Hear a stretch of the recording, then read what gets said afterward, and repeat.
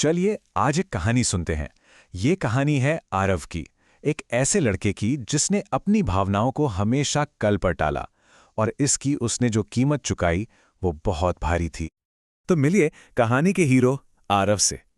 आरव का फंडा बड़ा सिंपल था। उसके लिए दुनिया में बस 3 चीजें मैटर करती थी: कामयाबी, पैसा और शोहरत। बाकी सब, इमोशंस, रिश्ते, उसे लगता था ये सब बस टाइम वेस्ट है।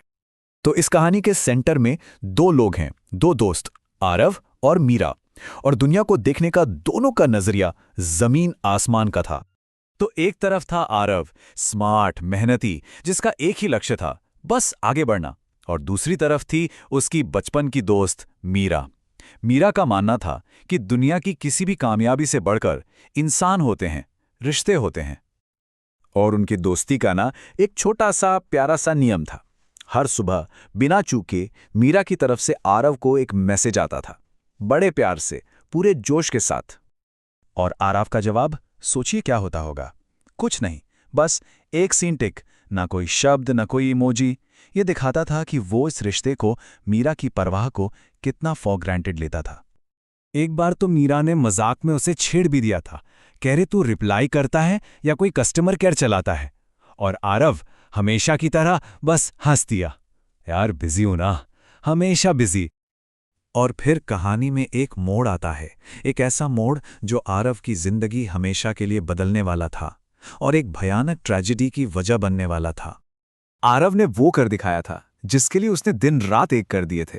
उसे अपने सपनों की नौकरी मिल गई थी, मुंबई की एक बहुत बड़ी कंपनी, एक शानदार पैकेज, मतलब लाइफ सेट थी।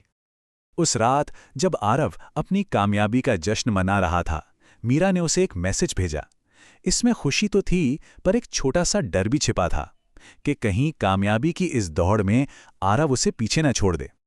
आरव ने मैसेज पढ़ा और बस इतना लिखा, कल बात करते हैं। ये 3 शब्द। उसे क्या पता था कि ये 3 शब्द उसकी जिंदगी का सबसे बड़ा बोझ बन जाएंगे। लेकिन वो कर कभी आया ही नहीं। और उस एक रात ने आरव की दुनिया को हमेशा के लिए बदल कर रख दिया। अगली सुबह आरव का फोन बजा। एक अनजान नंबर था। दूसरी तरफ से एक दबी हुई सी, कमजोर सी आवाज आई। वो मीरा का भाई था और उसने जो कहा, उसने आरव के पैरों तले जमीन खिसका दी। उसने कहा, पिछली रात एक एक्सीडेंट में मीरा की डेथ हो गई। एक पल में आरव की दुनिया थम गई। जब आरव टूटे हुए दिल के साथ मीरा के घर पहुंचा तो उसके भाई ने उसे मीरा का फोन दिया। उसने बताया कि सोने से ठीक पहले मीरा ने आरव के लिए एक वॉइस नोट रिकॉर्ड किया था, उसका आखिरी मैसेज। आरव के हाथ कांप रहे थे। उसने प्ले का बटन दबाया और कमरे में मीरा की आवाज गूंज उठी।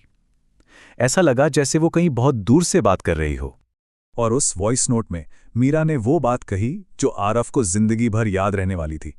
एक ऐसी बात जो शायद हम सबको सुननी चाहिए।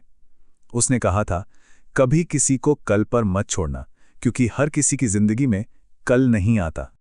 बस उस एक पल ने, उस एक आवाज ने आरव को पूरी तरह से बदल कर रख दिया। अगले 5 साल आरव एक बिल्कुल अलग इंसान बन चुका था। हाँ, वो मुंबई गया, खूब मेहनत की, लेकिन अब वो लोगों की परवाह करना सीख गया था। वो रोज अपने पेरेंट्स को फोन करता था, दोस्तों के मैसेज का जवाब देता था और उसने मीरा के नाम पर एक फाउंडेशन भी शुरू किया। कई साल बाद उसके एक दोस्त ने उससे पूछा भी कि यार तू इतना इमोशनल कैसे हो गया? तो आरव ने एक हल्की सी उदास मुस्कान के साथ कहा, एक पागल लड़की थी, सिखा गई कि एक रिप्लाई न करने का जुर्माना जिंदगी भर चुकाना पड़ता है। तो ये कहानी सिर्फ आरव की नहीं है, है ना? कहीं ना कहीं ये हम सबकी कहानी है। हम सब पर कल का थोड़ा बहुत कर्ज तो है ही। सोचिए जरा, हम कितनी ही चीजें कल पर टाल देते हैं। एक फोन कॉल, एक मैसेज, एक मुलाकात, एक आई लव यू, ये सोच करके कि अरे कल कर लेंगे। पर हम एक बहुत जरूरी बात भूल जाते हैं कि जिंदगी कल की गारंटी नहीं देती। कामयाबी, हाँ जरूरी है, बिल्कुल जरूरी है, लेकिन लोग, हमारे अपने लोग, वो उस कामयाबी से कहीं ज्यादा जरूरी हैं। तो इस कहानी से एक ही बात सीखने को मिलती है, जो कहना है आज कहिए, जिसकी परवाह है उसे आज ही बताइए, क्योंकि आने वाला कल किसी ने नहीं देखा।